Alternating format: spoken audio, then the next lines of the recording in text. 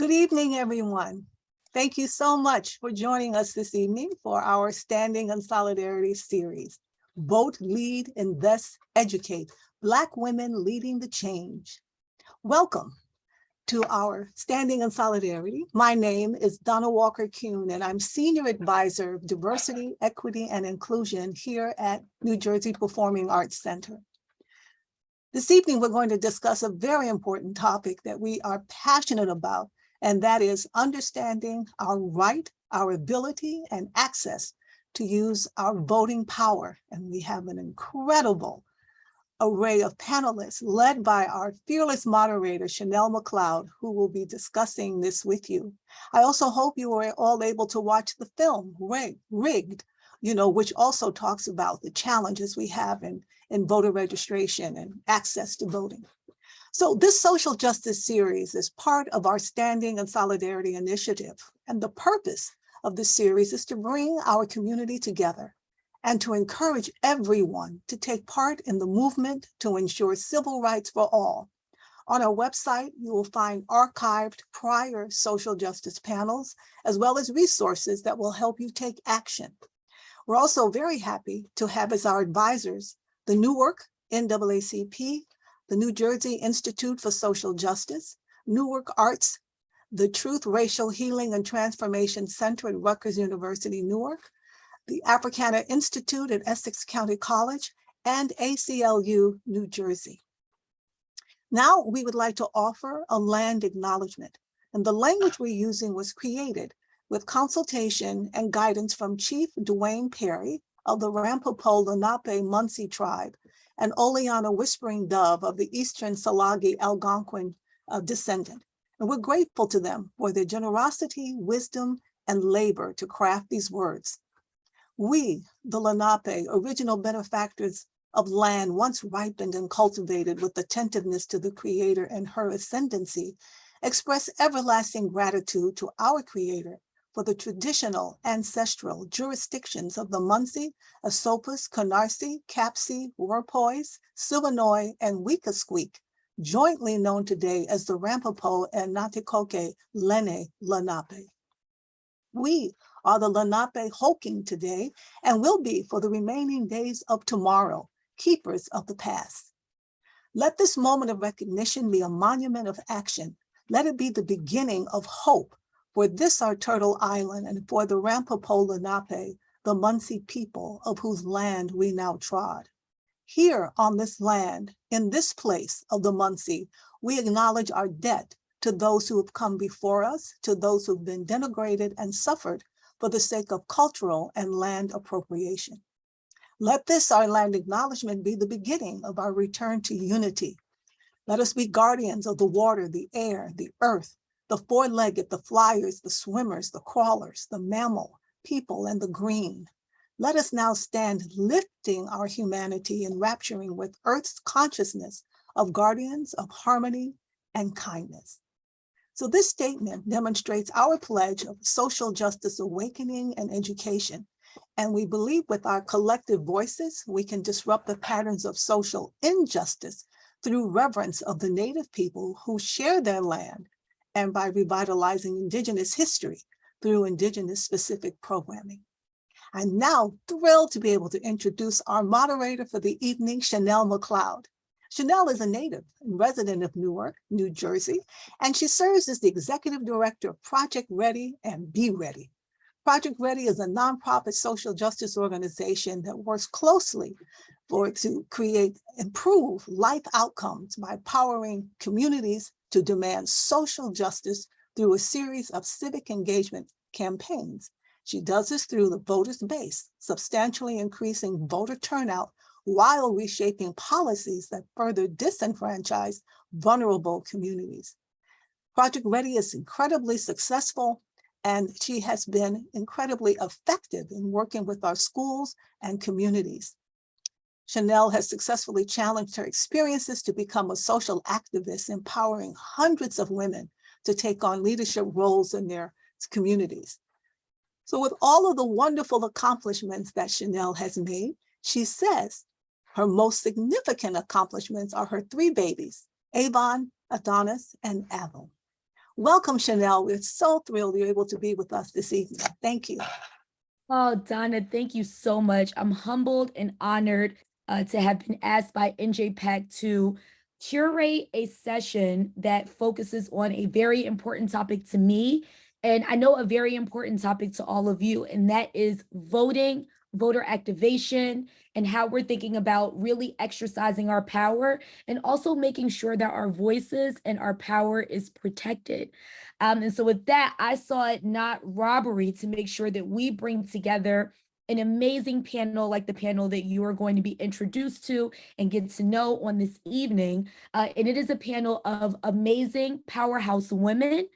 They are women of color, and they are taking action every day in order to make sure that we are able to vote and that our vote is protected.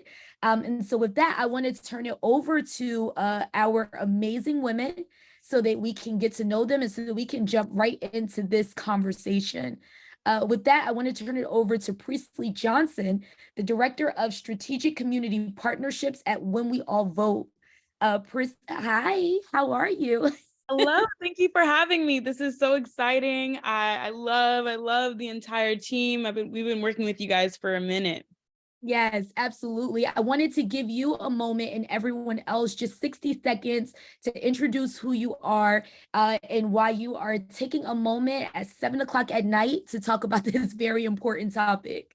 Yes, it is 7 o'clock at night. My name is Priestley Johnson, Director of Strategic Community Partnerships here at When We All Vote. And in my role, I work with other organizations, nonprofits, companies, and entity to use and leverage their platform in their communities, in their audience, to help register people to vote, get them to turn out to vote, and then also participate in their democracy.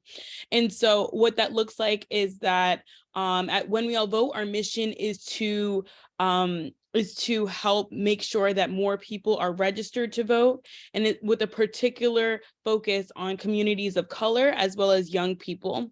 And so we're doing this work this midterm election, and we're very excited to be joining this conversation with some of our partners. I know Ignite is on this call. I know Project Ready is on this call, and we've been partners for a minute. And so I'm very excited about continuing this work together and sharing more about our resources. Absolutely. Thank you so much.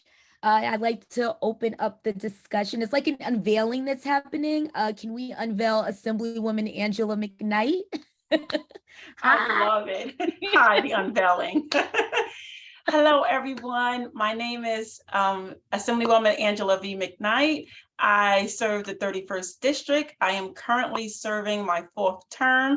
I am the Chair on Aging and Senior Services, the Vice Chair of Women and Children, and I'm a member of the Homeland Security and State Preparedness here in New Jersey. And I do legislation, especially for social justice, equality, and a plethora of other things. And I am so much looking forward to being here tonight for this very important conversation, because we have to talk about this and then activate what we're talking about. So thank you, Shennell, Priestley, thank you for being here as well. And I look forward to the conversation. Yes, and Assemblywoman, I love that you focused on activation, because we want to make sure some activation comes out of this call also. Let me turn it over to McCloud, who is the Associate Counsel of the Democracy and Justice Program at NJISJ. Or I went really formal, the New Jersey Institute for Social Justice. Thanks, Shennell. Hi, everyone. Good evening. It's nice to speak to all of you tonight. I'm very excited for this panel as well. My name is McCloud Vargas. I'm a new Associate Counsel at the New Jersey Institute for Social Justice's Democracy and Justice Program. And I guess, like, from the Institute, speaking on as their spokesperson tonight, what I'd like the audience to take from this panel is that, you know, voting should be as easy and accessible as possible. We need to expand access to the ballot by passing legislations like same-day voter registration and a strong John Lewis VRA. We need a strong state VRA to address the issues voters still face when casting the ballot. We think now more than ever, it's important to codify these laws to reflect the diversity of our state, because the reality is that the federal VRA will likely be further gutted this term at the Supreme Court. And our feeling is that this needs to be codified now, if possible. Okay, wait a minute, Ms. Vargas, you taking my questions. I'll end it there, but I am happy to be here and to talk more about any ways to activate further. Absolutely. Thank you so much. And last but certainly not least, I'd like to turn it over to my good friend Jocelyn Matthews, Northeast Region Program Director of Ignite. Hi, we got a video. Hi. Yes. Hello, everyone. Good evening. And I apologize, I'm in my car, but I had some technical issues and I was like, it's so important for me to be on camera. So let me just go to my vehicle. I'm not driving, I promise. So as Shennell mentioned, I am the Northeast Region Program Director for Ignite National. And at Ignite, we are the largest organization in the country that is focused on getting more young women to be civically engaged in the political process and also to get them to run for office. So preparing them, equipping them with all they need to know to actually run for office and also win their seat. And so I'm really excited to be joining the call today with all of my esteemed colleagues here to talk more about the importance of voting and also the importance of getting young people involved in voting as well. I often say, and we often say here at Ignite, that even though if you're not interested in the politics is always interested in you. So being an informed voter, registering to vote is incredibly important. That's something that we pride ourselves on doing here at Ignite. Absolutely. I love that politics are interested in you. I talked a little bit earlier in introducing our call about the concept of equating voting and voice and making sure that we are exercising our voice and ensuring that our voice is protected. It's by design that we've asked all of you to be here today, particularly women of color, because we know that our voice is often silenced in movements.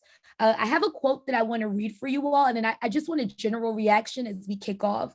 The quote says, "A woman with a voice is by definition a strong woman, but the search to find that voice can be remarkably difficult." How does this quote resonate for all of you as you've been finding your own voice in your own right in this movement toward activating voters across the nation and locally? You know what? I'm going to be honest, Jocelyn. I want to kick it off with you because you just brought it up by way of mentioning Ignite in your program. But talk to me. How are you thinking about this quote? How does it resonate for you, and how you've been finding your voice and supporting thousands of other women in finding their voice in this movement toward a better democracy? So the way that I think about this quote is I feel that oftentimes we are told to kind of like, yeah, we can take up space, but also be seen and not heard. And part of being a part of this process is that finding our voice, finding that we do, like our voice does matter in these spaces, and that we're worthy of any space that we occupy has been so important for me. And it's not something that I learned overnight, but I feel like it's something that's so important for us to especially instill in younger women, so that we know that we are supposed to be in these rooms, and that if the table is not being set for us, that we create our own tables and we bring our own seats to the table, instead of saying that we have to follow through with the ways in which other people have said we have to be in those spaces, how we show up, and especially thinking about how we show up authentically in those spaces, how we fully ourselves, and not having to whitewash how we show up, and not having to consider that, okay, but there's men in the room and we'll have to consider like if they approve of us being in those spaces. No, I'm supposed to be here. I have something to say, I have something to share. It's of great importance. And I also want people to recognize that when I walk into those spaces, I'm representing other people who might not have the same opportunities that I do. And so if I'm in that space, I need to be able to speak for others who might not have a room or space in that room or voice and agency in those spaces as well. So I'm representing myself, but also representing other communities that I carry into those spaces also. Absolutely. Thank you so much for sharing that, Jocelyn. Assemblywoman Angela McKnight, I'm interested to hear your reactions to the quote and how you think about this in your role as Assemblywoman in terms of exercising your voice and representing the voices of so many others. But when I heard you say it, I was thinking about being confident.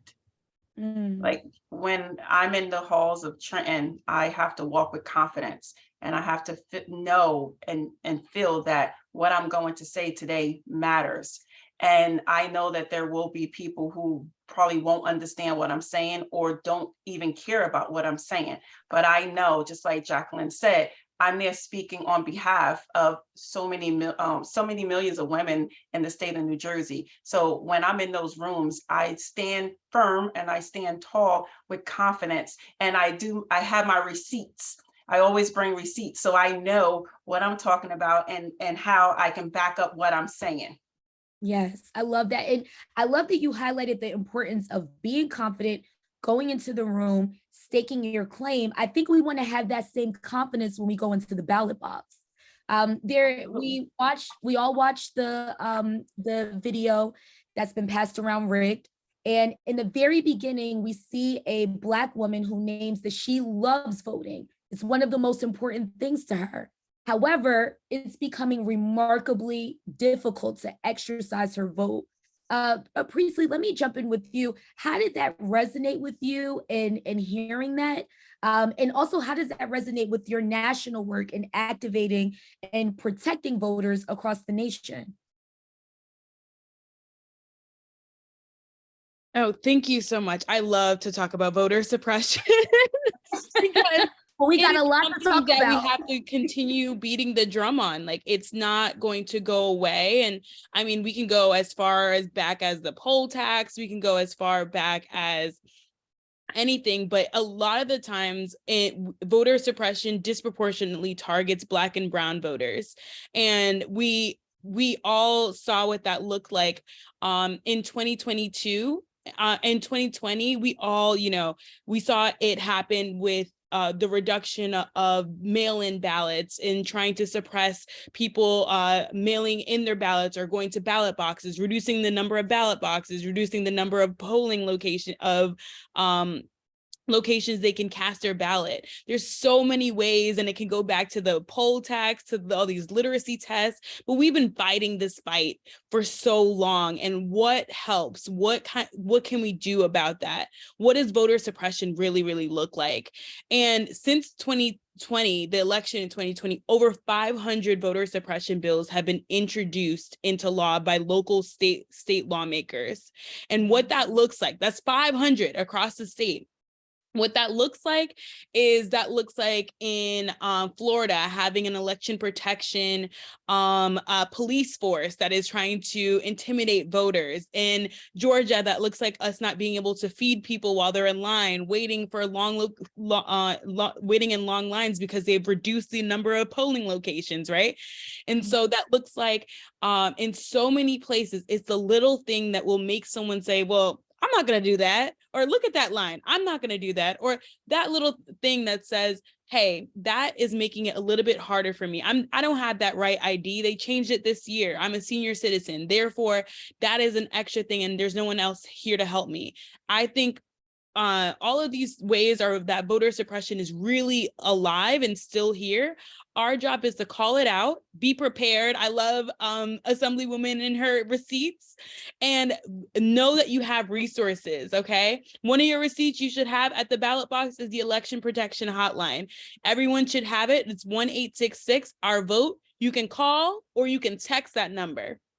And you can, which is super awesome, because I'm gonna be like texting like, hey, is this okay? Oh, they told me that I couldn't, that I had to use the same ballot, but I made a mistake. You can request another ballot, but if you need someone else, then you need a lawyer on the phone. Get that election protection hotline if you feel like something's a little off. And you want to know your rights, and it's all of our job to know our rights. So. Absolutely. Priestley, I love that you mentioned that. If you don't mind just dropping that resource in the chat, because to Assemblywoman Angela McKnight's quote, we want to make sure we're activating, and the way to activate is to be well-resourced. So we can drop that in the chat.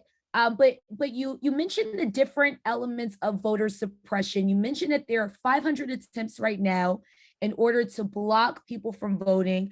McCloud, I want to turn it over to you. In the film Rig, the preacher said racism isn't about calling someone the N-word. Racism is about policy. Let's take a step back for a second, because for some of us, it may be new, just understanding this concept of policy. What is a policy, and why is it something that should be important to us? A policy.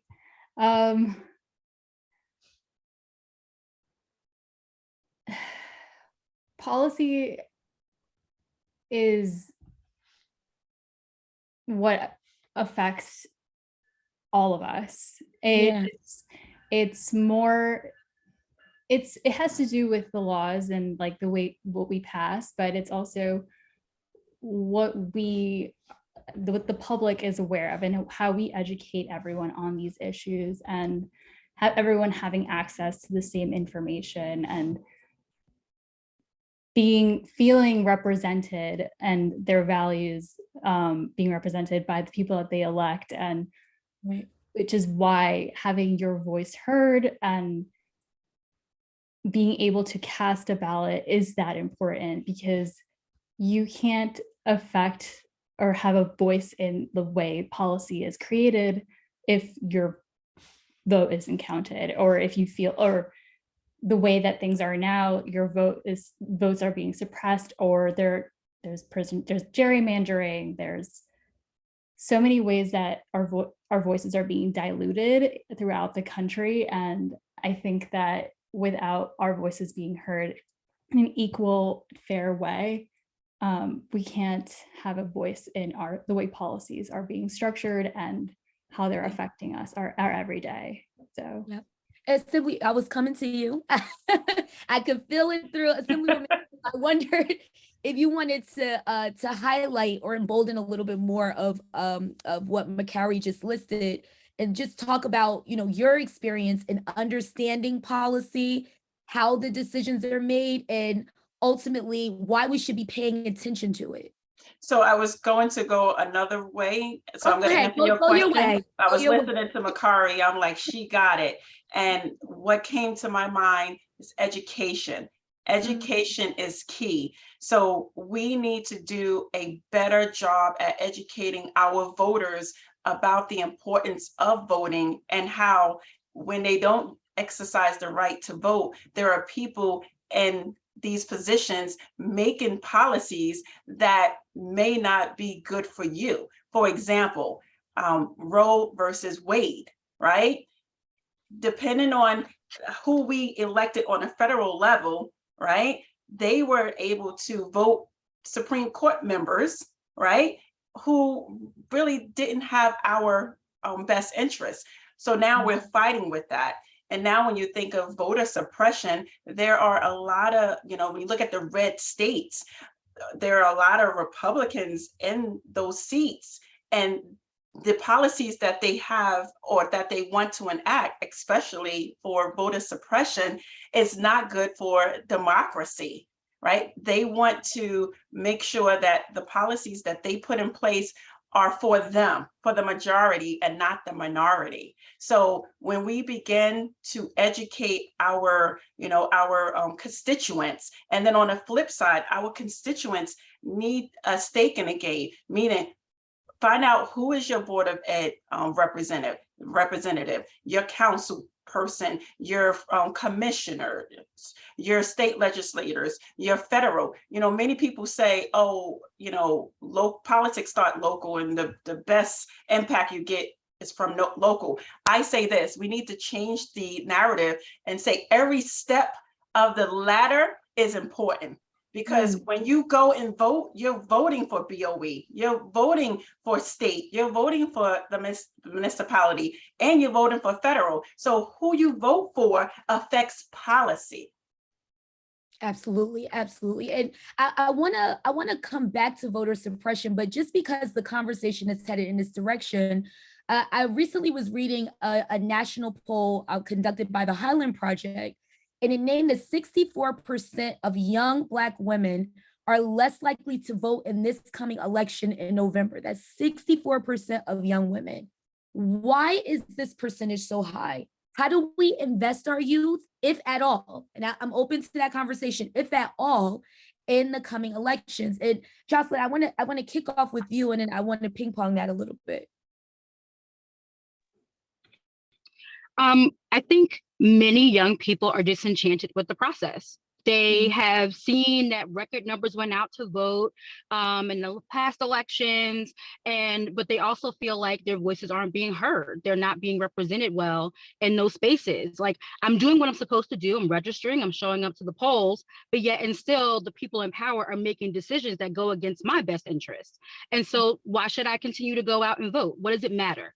And I hear this all the time, right? So when we have people who are understanding the part of the process is showing up and actually registering and voting, but yet and still my voice isn't being heard, or I'm not being considered, or there are people being elected who don't look like me, who don't understand where I come from, who don't understand my background, that impacts the ways in which they want to show up in those spaces. So I think that getting them to recognize that their voice does matter, getting them to recognize that the system is rigged, that they are gerrymandering is impacting the ways in which, even though they're going out to the polls, but if there's redistricting happening and they're then changing the ways in which how much power their voice does have or the vote does have in those moments as well, causes this to happen. So not only getting them to register to vote, but also getting them to run for office so that they do have more people who look like them, who are being elected and who can make decisions within their best interest, is the way in which we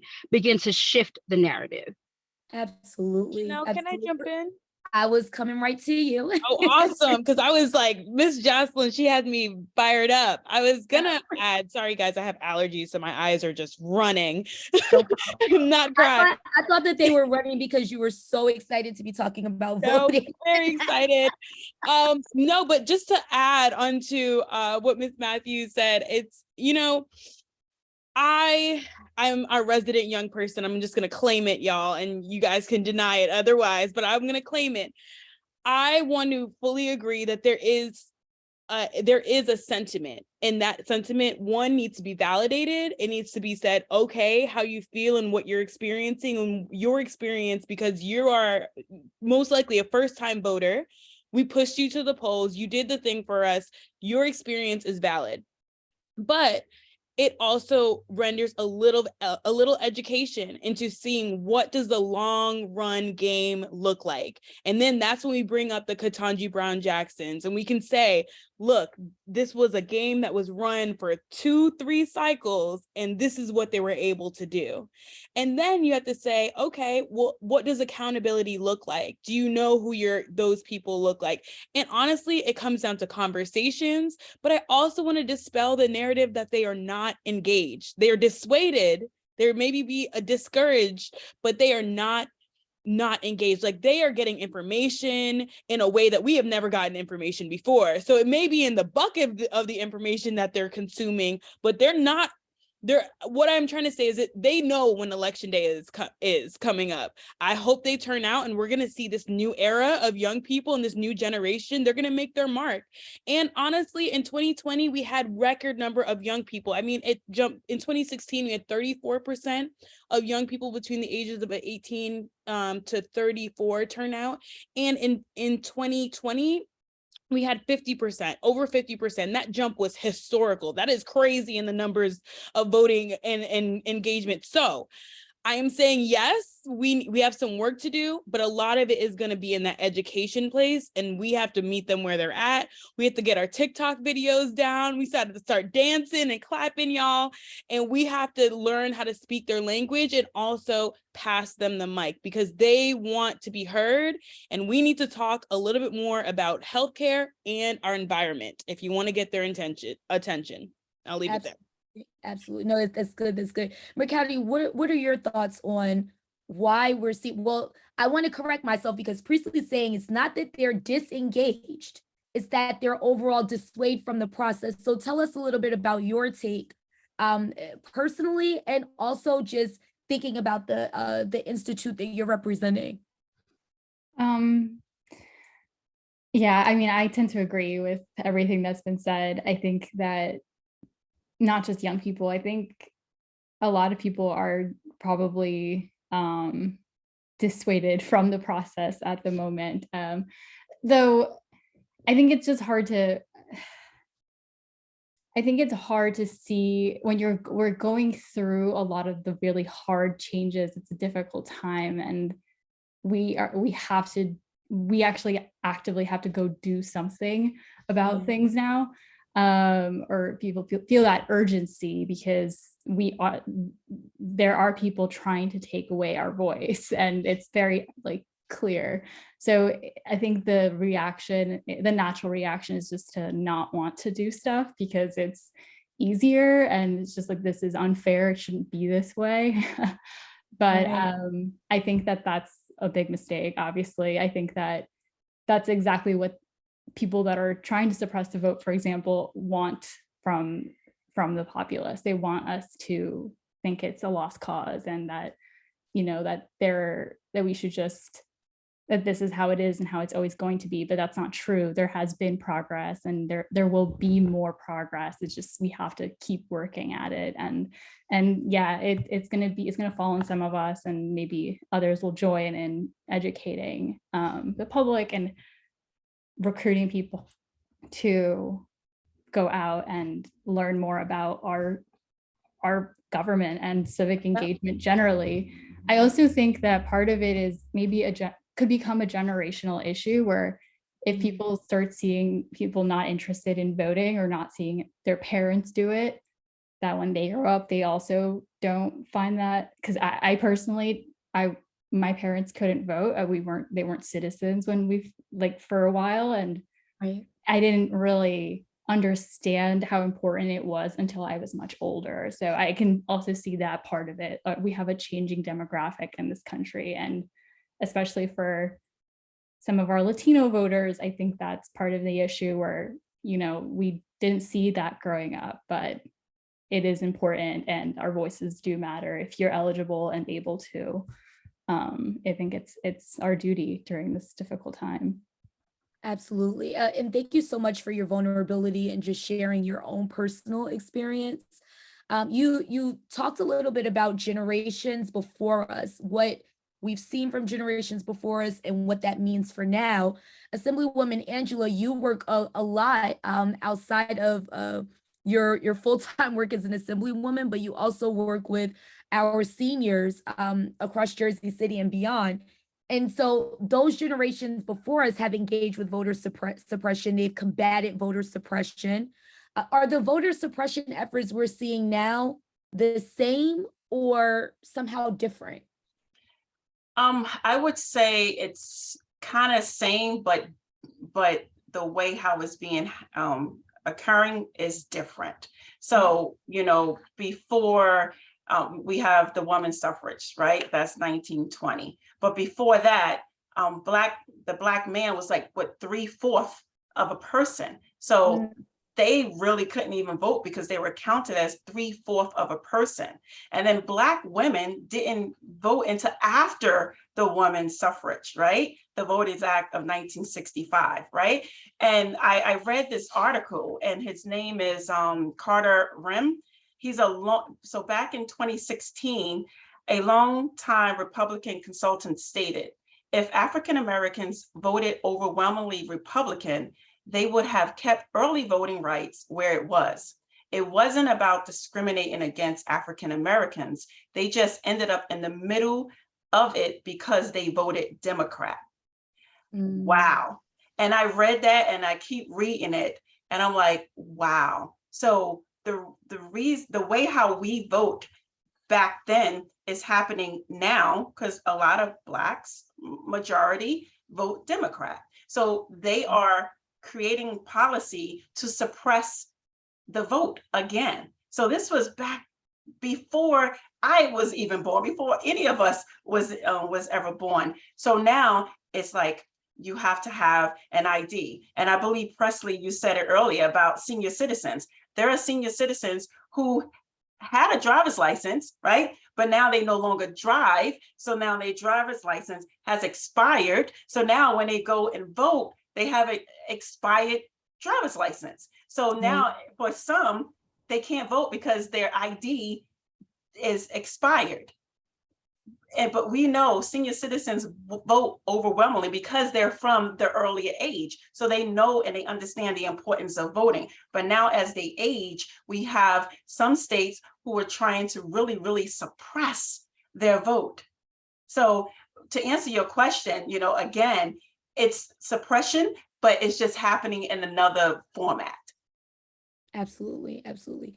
Jocelyn, I want to turn to you. What are your thoughts here? Are we, based on the voter suppression that we've seen from generations before us, is it the same? Are we in the same fight, or is the fight different? I would say that we are, the tactics are different, but the outcome is the same.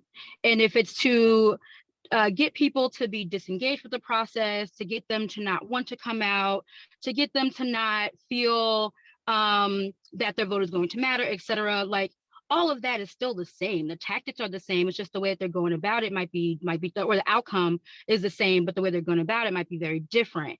So I don't want to say that the same issues that our, parents, grandparents, great-grandparents, et cetera, had might not be exactly the same, where we do have the ability, or there might be some kind of access, but if it's causing people, for example, we think about what's happening in Texas, where you can be a college student and have like state, but they won't take state ID as a way for you to actually be able to register to vote. But you can have a gun license and show up. So as a student, would I be willing to go to the polls? Because if the only ID I have is like a college ID, then that means I'm going to be turned away. There's also this like law that they're passing, or they had passed in Texas, where it's that you could show up to the polls, but you weren't allowed to register to vote if you had a temporary address. So if you're a college student living in the dorms, more than likely you're going to be using your voting from your temporary address, which is your college dorm address, for wherever your home elections are. So if that's also dissuading young people from voting. So there's other ways in which they're trying to maneuver and get people to not actually show up. And so if we consider the ways they understand our power, they understand that when we go out in record numbers, right? They understand that young people, people of color, we're going to go out and we're going to go to the polls. But so what do? And how do we get them to not do it? We're going to find ways to get people to not show up. And they'll find they're doing literally any and every little thing to get us to not show up. So yes, it's not the same as like literacy tests or things of that nature that happened in the past, but things like this are still happening. For example, my parents live in Georgia now. They were always in New Jersey, but they recently moved to Georgia, and my parents are retired. They went to go actually vote and do early voting last week. Someone showed up and was like, if you're 65 and older, leave the line and come over here. So all these other old elderly people left the line and went over. And then they were like, someone else came out and was like, well, why'd you come over here? Well, someone told us to move. And so for my parents who are having health challenges, now having to go back into this other line and stand for another hour would cause them, to some people, to be like, you know what, just forget it. I'm going home. Right. My parents understand the importance of voting, so decided to stay. But for those who can't stand that long and receive some misinformation, they might just go home. And so they're finding other ways to get us to not want to be engaged. And so it's about us being educated about what our rights are. And I know that information was put in the chat. They're just finding other ways to get us to not show up, because they recognize our power and our strength, and we need to recognize our power and our strength as well, and to walk in it when we show up to the polls, and to walk in it as we educate ourselves about who's on the ballot, what's on the ballot, and what's at stake. Absolutely. Priestley, I saw you snapping your fingers. Tell me, what about what Jocelyn said resonated for you? That this is done on purpose, y'all. This is done on purpose. It's just strategic initiative to dim your light. I mean, we shine bright. When we show up in droves. I mean, this is a panel of women of color. Women of color were the deciding vote in the 2020 election. So of course that puts a target on us. I was listening to this. This is a little about Jesus, y'all. So if that you don't subscribe, it's all good. You can find the message in the deliverer. But I was watching the sermon the other day, and he was like, you have to get prepared for after the blessing. Sometimes you'll get blessed and you'll be delivered to somebody, but can you handle it when you get a new car? Are you going to be able to treat that car well? That sort of thing.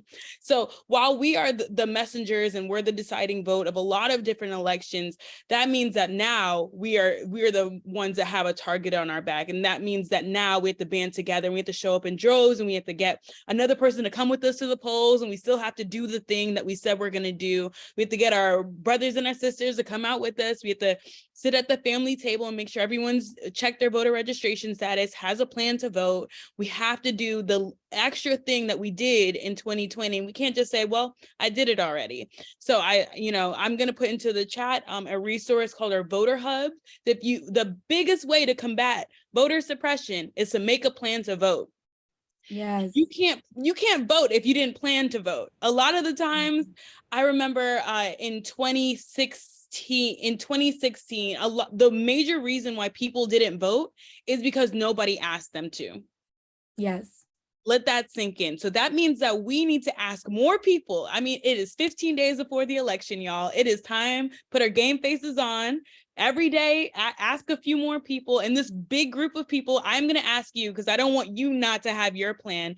Do you have your plan to vote? Does your state allow early voting? And I love the fact that Jacelyn, I'm so sorry if I'm butchering your name, Miss Matthews, I'm going to just go with that.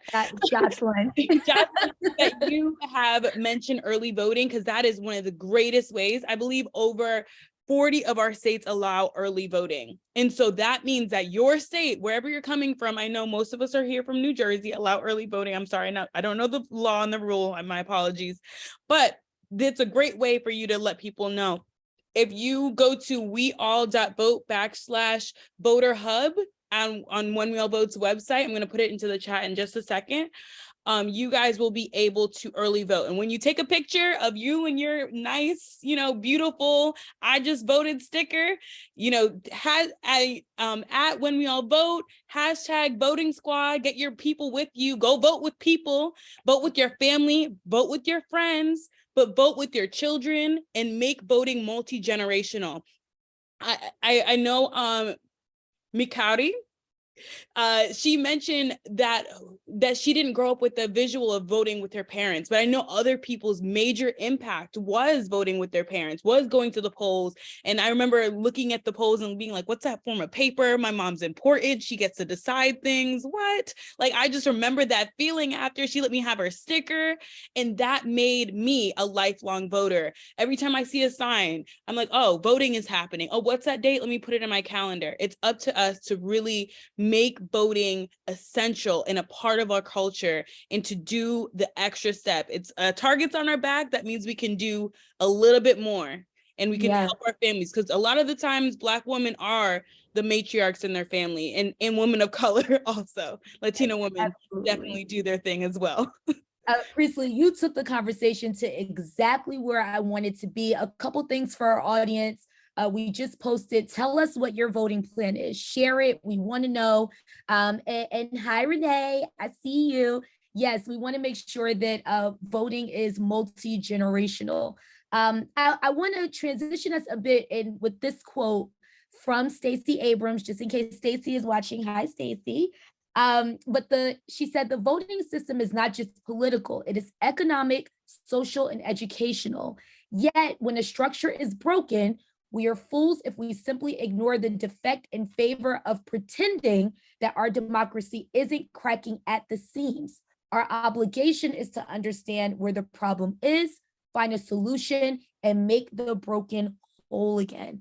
And so, Priestley, I think you actually kicked us off with a host of ways that we acknowledge, because you said that earlier. You said, number one, our youth, and quite frankly, everyone wants an acknowledgement that there are systems within our voting structure and within democracy that are broken. Once we acknowledge that, in an effort to still figure out how we exercise our voice and exercise our vote, we need a plan. And so I'm wondering from other members of our panel, what are some of the other ways to combat voter suppression and other broken systems and still stay committed to voting? And Assemblywoman Angela, I want to kick off with you on this. So number one, you have to not give up. You know that voting is happening. You know that they are going to play games when you get to the polls. Do not give up. And I know New Jersey has a law where there's early voting. Early voting is happening right now. So I need for you to contact your Board of Elections in your county to find out where exactly you can cast your vote now up until election. Number two, I need for you to, I believe Priestley said, create a plan. Like for me, my whole family, my husband, my children, we vote together. We walk in that booth and we vote together. And sometimes there are some shenanigans that are happening in there, but you have to be there to stand up and support another person who's having an issue. Maybe you can call the Board of Elections. Maybe you can call voter fraud. Like we have to work together to make sure that every single person who is in that voting booth, that they vote. And when the shenanigans happen, you should be there supporting them. So those are two main things that I will say. Education, vote now if you can early, create your plan, and if you see something, say something. Support someone who's going through an issue. Yes, absolutely. I love see something, say something. We just want to underscore that if you see something and it doesn't look right, say something, because we have to protect each other in this process. McCary, I'm wondering what your thoughts are here. I think that one of the things to do, obviously the day of election day, the hotlines are great to use. I know that sometimes it can be discouraging the day of to say something when you see something, but it's the only way that change will actually happen is if there's enough people voicing these concerns. Also, just a longer term thing to do would be to tell your representatives to support the passage of legislations that can make voting easier. For example, like legislations like the same day voter registration. The Institute has several campaigns, and one of the things you can go to our website. I can drop the link in the chat, and you can go to our action center on our website to find our phone to actions and to contact your representatives. We also have some door knocking canvassing for same day in early November. So if you want to join something like that, more hands-on, you can definitely join us at the Institute. Awesome, love that. And Jocelyn, what are some of your thoughts amid just shifting it a little bit, amid everything we've talked about with voter suppression and voter apathy? How are we able, or what are some of the solutions to us staying motivated to actually make a plan, to make our way to the polls, to exercise our vote, and then taking a next step to hold our elected officials accountable? I was also going to add about, so registering to be a poll worker. So we need more young people who are able to be a poll worker. So please volunteer to do that. You can do it after school. And also when your friends and family hear about you volunteering to be a poll worker, that might encourage them to actually show up to the polls too. Another thing I would mention is hosting voting parties. So getting a sample ballot, seeing who's actually running for office, educating yourself about the other things that are going to be on that ballot, so that when you show up, you're not, especially for young people, you're not overwhelmed with like, there's so many options. What do I do? Who do I vote for? And you're able to then, chime in and actually share information with each other. So I encourage those adults and parents and caregivers on the line to do that for young people here as well, to help them feel prepared as they go in there and vote for the first time. And then I would also say, like, in order to not feel disenchanted with the process, your voice matters. So knowing who your legislators are, speaking to them, letting them know that you are one of their constituents, and that, these are some of the concerns that you have for what's happening in your community, is important for them to know as well. For them to know your base, to know who you are, what you stand for, what your interests are really important also. Absolutely. Love it. We're in talking about solutions and in thinking about, our role as women of color and the roles of other women out there, specifically women of color, in protecting democracy. How do you view our role? How should other people be thinking about their role? What actions should women of color be taking specifically? And Priestley, I want to kick off with you because you mentioned what it looked like for women of color to show out and show up in large numbers in past elections. So I want you to lead the way for us. It's always a struggle finding this mute button.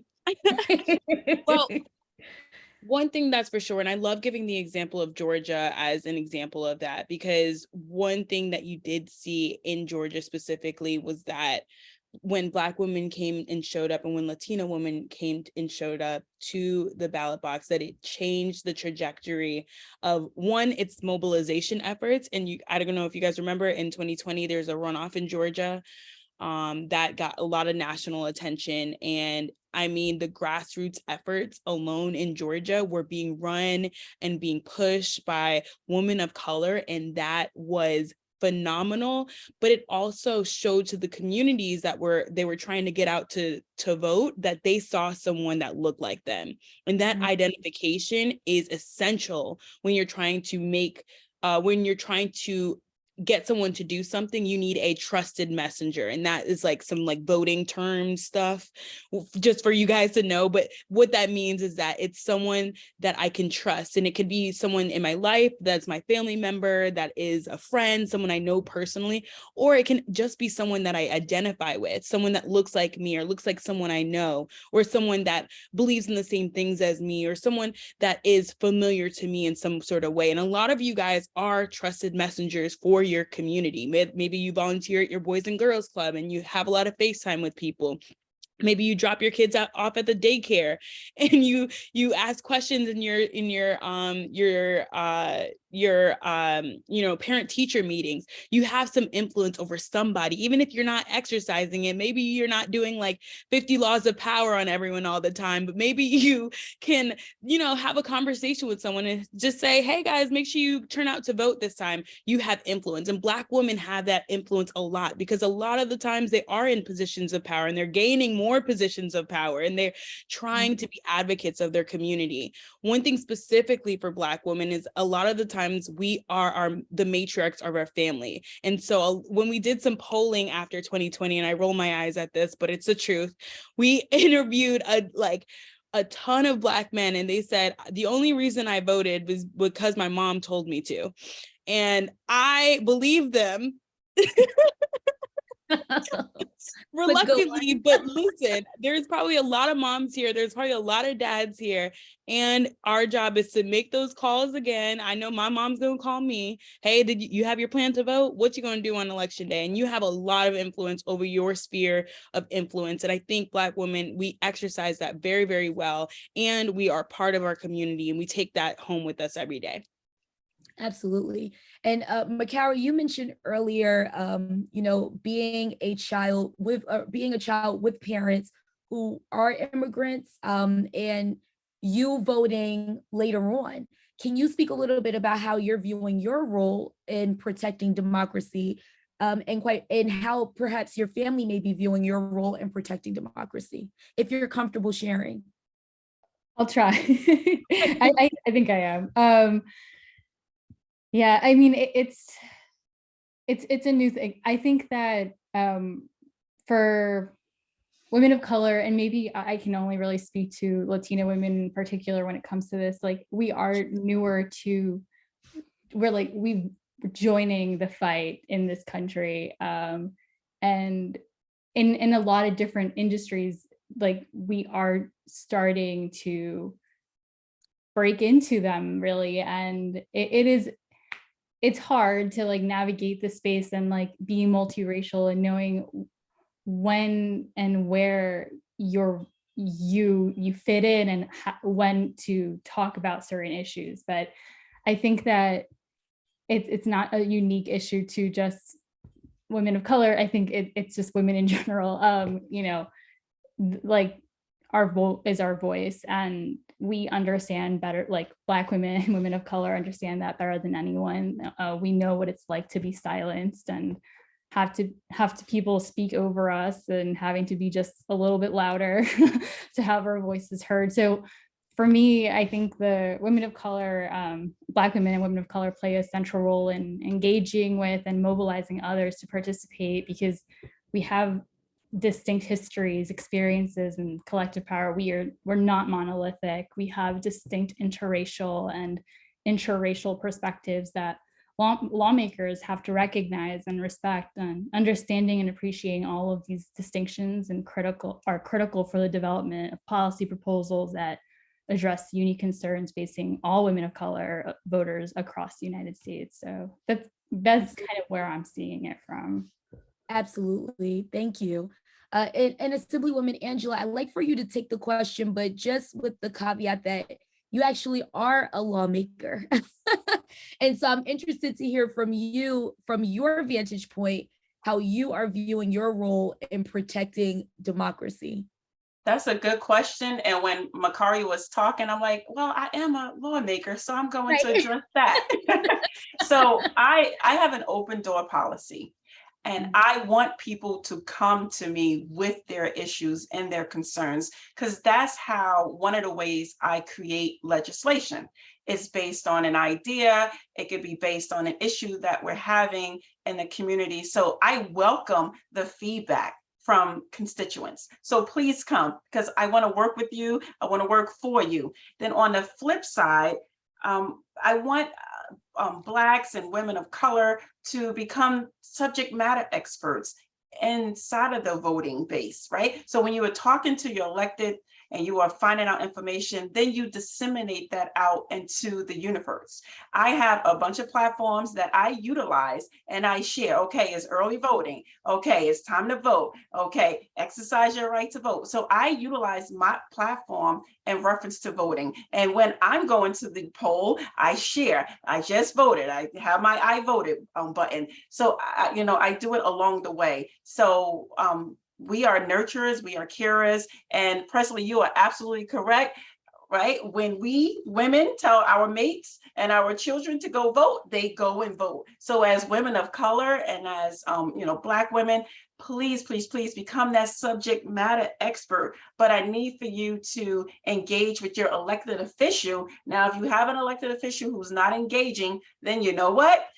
Voting will come again. And that's how you exercise your right to vote for people who are listening to you, to vote for people who are working with you. If they're working against you, and I'm here because I'm a legislator, if they're working against you, exercise your right to vote, and you exercise your right to disseminate the information down into the parent council, down into using your platform. I believe, I forgot who said it earlier, we have to take the fight to where our younger people are. So if it means that we get on TikTok, if it means that we get on YouTube, wherever they are, we have to go to them and disseminate the information. And I have a TikTok, but I have to start utilizing that one. I really need to start using TikTok. I'm still a Facebooker. I can't help it. Wait, what would you say, Priestley? I said not all the way back in Facebook. I'm still mostly on Instagram, but I dabble in TikTok every so often. But it's a great. I heard they're using it more than Google now, which is something that we should all digest.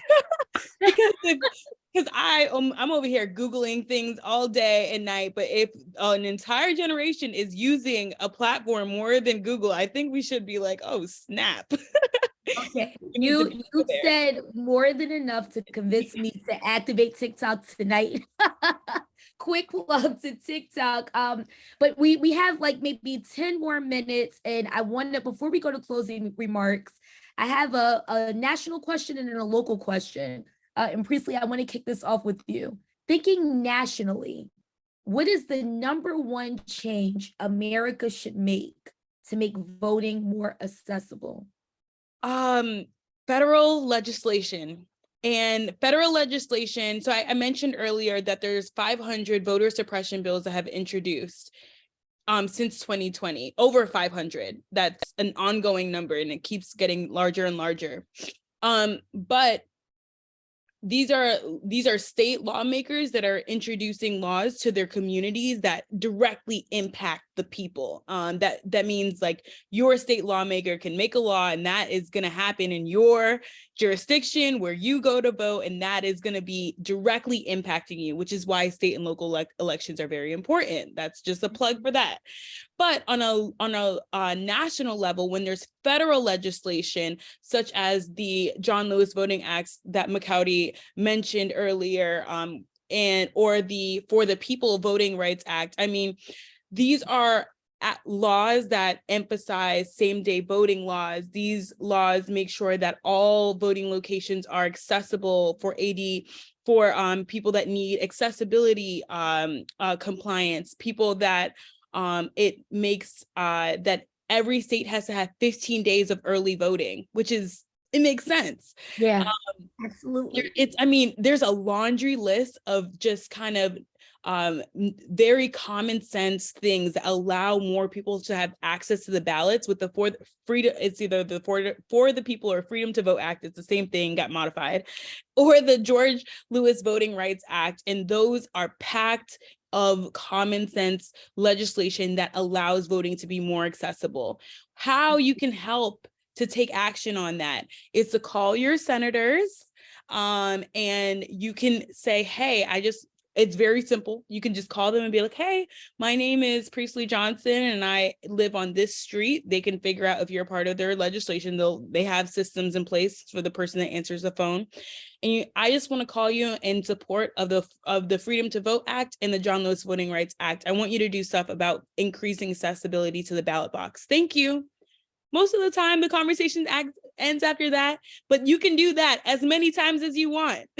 And they have to put it in a tally sheet. They have to say, oh my gosh, my constituents care about it. And bam, that's all you have to do. And they have to take account to when their people speak. That is what makes this a democracy, guys. And that is what accountability looks like on a federal level.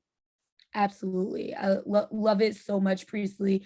Jocelyn, I want to toss that question to you as also a leader in a national organization working toward making sure that we're seeing more women in office and also that we're seeing higher voter turnout as a result.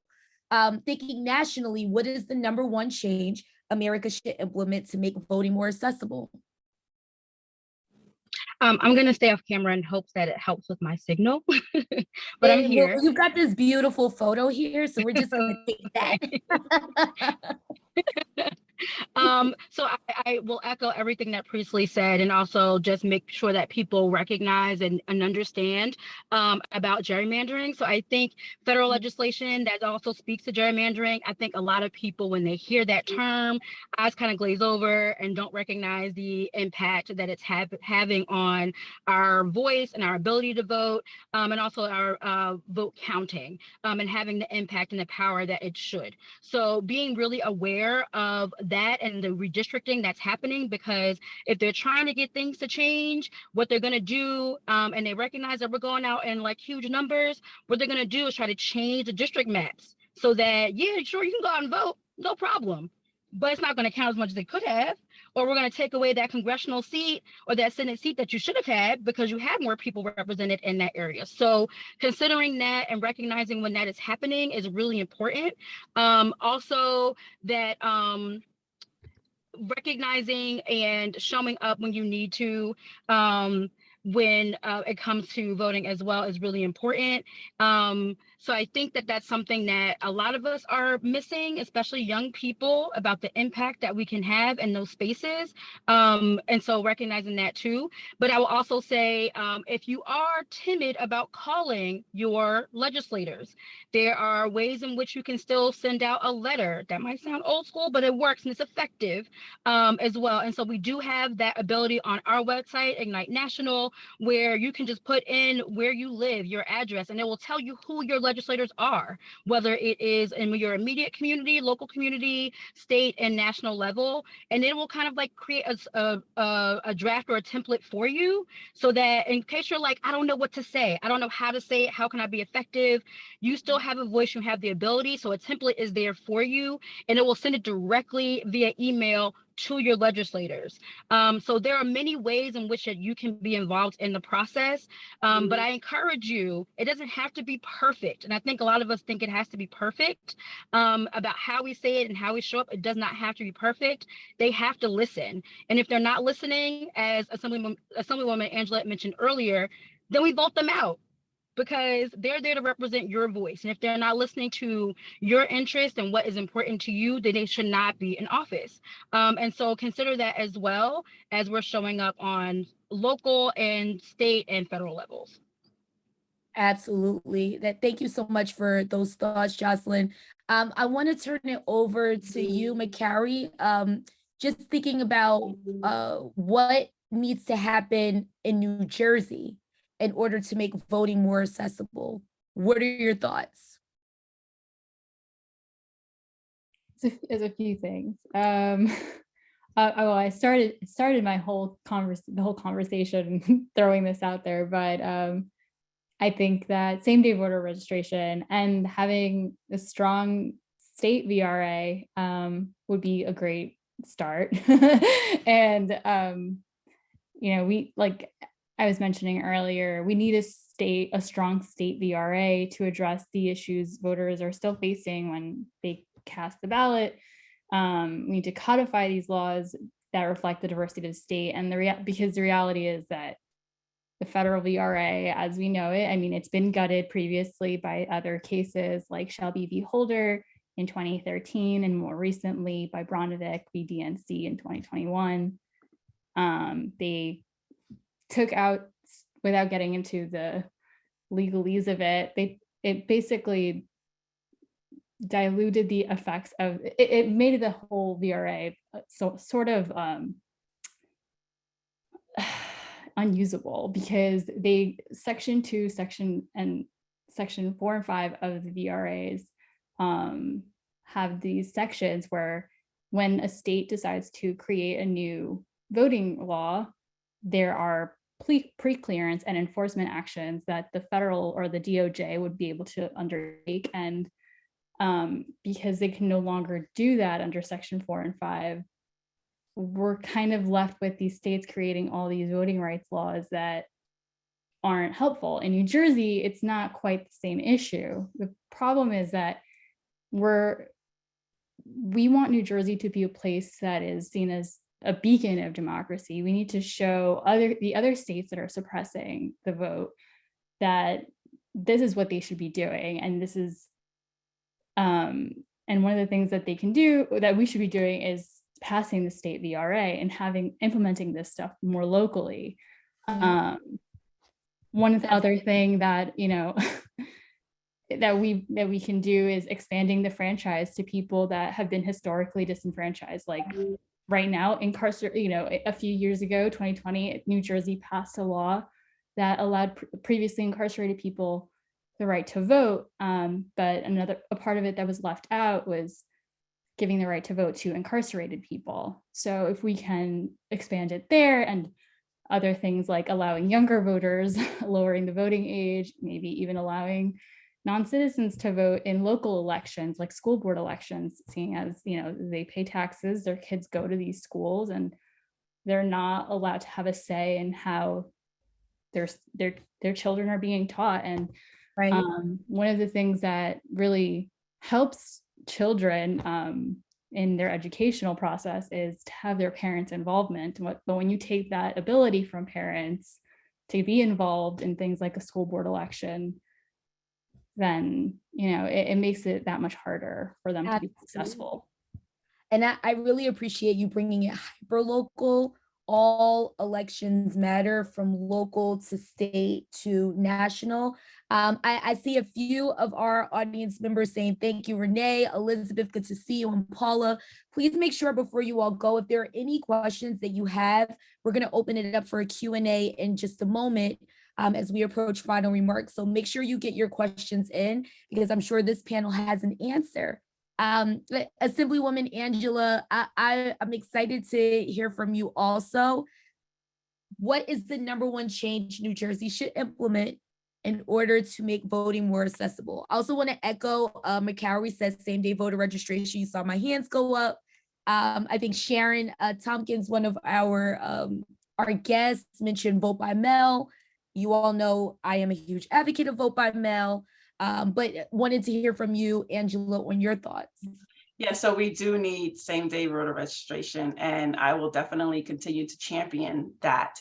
But I want to just preface to let you know what New Jersey has done, like a few things. We have opened up for the youth to be poll workers, to work from 5:30 to 9 at night, give them the opportunity to go to school and then be a worker.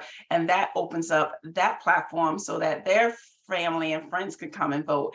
We also have early voting, which is great. So we have that. And just last week, I'm a prime sponsor on A4809, where the drop-in boxes, you can drive up, you'll be able to drive up and drop off your mailbox. That's particularly for people who are disabled and like senior citizens. So that just passed out of committee. So we're still moving forward with that, but we still need to do more. Have we done enough? What we've done is to move the needle forward, but we still need to do more, especially with the John Lewis. I know Assemblywoman Reynolds Jackson, she's going to be introducing the John Lewis Voting Act, and I will jump on that as well. And my fellow colleagues, they're still introducing legislation, such as Senator Zwicker. He introduced, when you turn, I think you're 17, but you're about to be 18, about time to vote, you can vote. So we are doing a lot of things, but we can definitely do more, because I want New Jersey to be the leader and not a follower. Absolutely. Absolutely. And yes, Susan, from our audience, we are absolutely fired up and very excited about all the information that we've got from the panel. I want to just turn us to our closing remarks. And if there are any questions that come up, definitely feel free to let us know. But Jocelyn, if there's not one thing, because we've been on for about an hour and a half, if there's not one thing that our audience should take away from this conversation, what is the one thing they should take away? And then I want to round robin on that question after that. I think one thing I would mention is to remain informed, unbowed, and undistracted. Toni Morrison has a quote that says, like, the prime function of racism is to keep us distracted, right? Because we're focused on really trying to push people to understand and recognize our humanity and recognize our right to basic civil rights. And so we're focused more on like proving who we are and that we should have space and agency. We get tired, we become daunted by the process, and that's the function. And so if we want to continue to push the needle forward, we have to remain informed, unbowed, and undistracted, and continue to push our younger generations to understand that they have power and they have agency as well. And if we want to turn the tides of our democracy and our country as a whole, we have to really uplift and encourage them. So consider, what democracy do we want to actually live in? What democracy do we want our children and our children's children to live in as well? Absolutely. I couldn't have said it better myself, Jocelyn, if I was thinking the way you were thinking. But I love that. I love that. Priestley, what are your final thoughts here? What's the most important thing that our audience can take away? I'm going to give you two things. One, there is the difference of the one individual. You as a one individual can make a difference this upcoming election. You can talk to somebody. You can really talk to someone. Don't just tell them to do a thing. Work with them. Really have a conversation, because that is a thing that makes people have a better experience with their democracy. And my second thing is to make a plan to vote. I know I asked you guys earlier, do you have a plan to vote? Now it's your turn to go ask 3 more people tomorrow. Do you have a plan to vote? And 3 more people the next day. Do you have a plan to vote? Because if you don't make a plan to vote, you're planning to fail.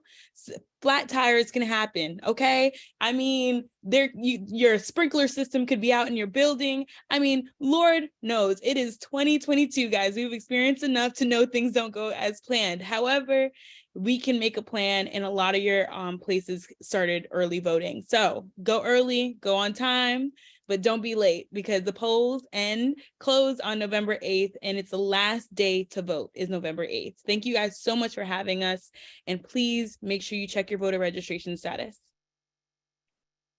Absolutely. Underscoring, making sure you check your voter registration status to ensure that you can be prepared to vote. I think that that's all a part of the plan that all of our panelists have been talking about today.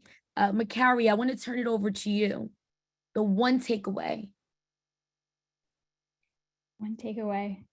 I'll talk to younger people. I just want to say, young people, I know that, you exist to represent the future of the country. You're here to affect change. It's cheesy, but it's true. Like, you should be the change you want to see in the world.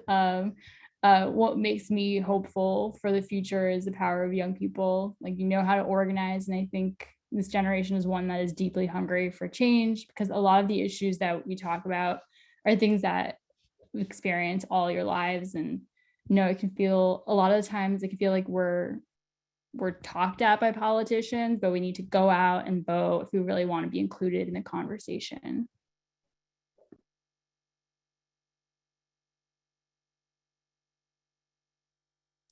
Sorry, I went on mute. Assemblywoman Angela. Okay, so I have 2 things. I did see a question in the chat. Someone put the concern about Real ID. So Real ID will be implemented May 2023, and it's supposed to only be for travel, and your driver's license should still be valid for driving. However, I will definitely take that back and begin to look at that, because I do not want that to have an impact on voting. So whomever put that in the comment, thank you so much. So I have 2 things. Number 1, don't let what you learn here stop. Like, I want you, and I'm challenging you to go out after tonight and tell at least 3 people about what you learned today. Education is key. And then I'm gonna give a plug for the YouTube video, Ridge, the voter suppression. Please watch it. If you haven't watched it, it will turn your eyes, it will turn you and make you work harder to want to vote. It's very inspiring, very uplifting, because I watched it. So please share it on your platform for others to watch. We're in this together, and we have to educate one another, and together collectively we can move forward.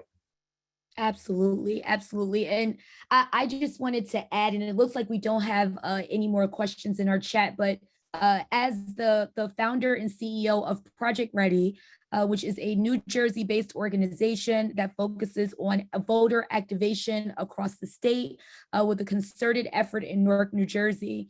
I started the organization because I was sitting at a table full of people that were thinking about how to make sure that people turned out for an election. And when the question was proposed, should we get more people registered to vote? Someone else in the room said, the problem is if you do that, then they won't vote the way you want them to. And that is when I knew that I was sitting at the wrong table.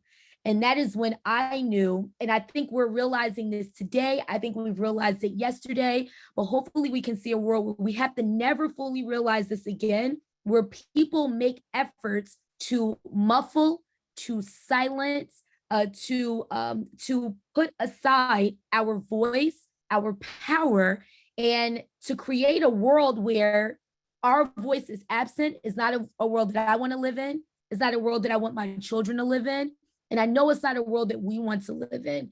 And so with that, I just want to thank all of the amazing women again. Number one, for all of the work that you are doing in your own right, in order to make sure that we are educated, in order to make sure that we are informed, but above all else, in order to make sure that we are protected, because our voice and our power deserves just that. It deserves protection. And so with that, I want to turn it over back to Donna. Donna, can you come back and join us for a moment? Absolutely. Absolutely. Donna, I just love your smile and I love your voice. Thank you. Thank you. This was like going to class. Yes. The ladies are amazing and so clear, with such authority. I really appreciate this. And I'm going to follow the assignment to tell 3 people. I'm going to start with my daughter. She was so excited when we voted in the 2020 election. Oh my goodness, it was her first time. She was 18 then. She walked around with her little pin. And so I want to maintain that power and passion. So thank you for reiterating that for me. You all are wonderful. Thank you very, very much. And thank our listeners for watching, our audience. Really appreciate it. I wanted to just share 2 upcoming opportunities for you. Please join us next month for our Standing on Solidarity. It'll be on November 14th. And it's going to be a powerful discussion about Black inventors. Little known facts about African Americans who've advanced the toy and gaming industry. There's a whole organization that celebrates all of these various individuals, men and women. So they'll be here on November 14th. And then on Tuesday, November 8th at 7, we're going to have a poetry and jazz free online event that will celebrate the historic bond between African American and Latinx people and the shared struggle for liberation. It's called The Beautiful Bond. And it was conceived by Vincent Toro, who's an award-winning Boricua multidisciplinary artist, and other luminaries, including our NJPAC jazz advisor, Christian McBride. He's the co-curator and co-host. So lots of really great artists will be performing the transformative moment of Black-Brown unity, cross-cultural discovery. So hope you can join us for at least those 2 events. Thank you so much, everyone. Have a great evening. Thank you. Thank you. Bye. Bye-bye.